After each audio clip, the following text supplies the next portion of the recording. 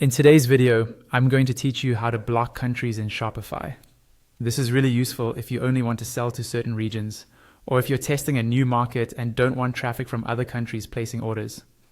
I'll walk you through the process step by step, and by the end, you'll know exactly how to control which countries can shop in your store.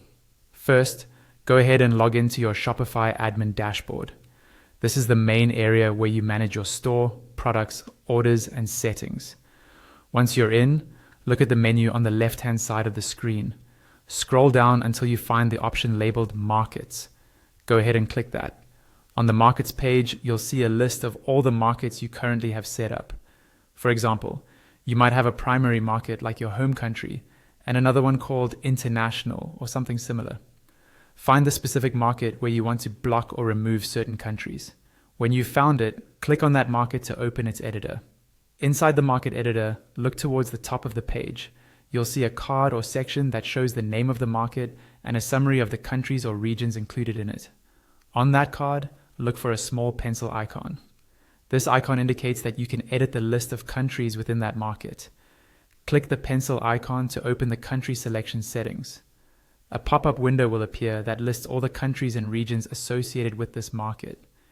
Each country has a checkbox next to it on the left side.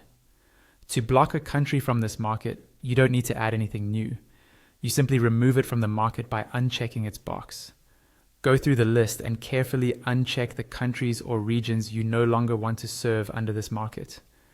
When you're done making your selections, look to the bottom right corner of the pop-up and click the Done button.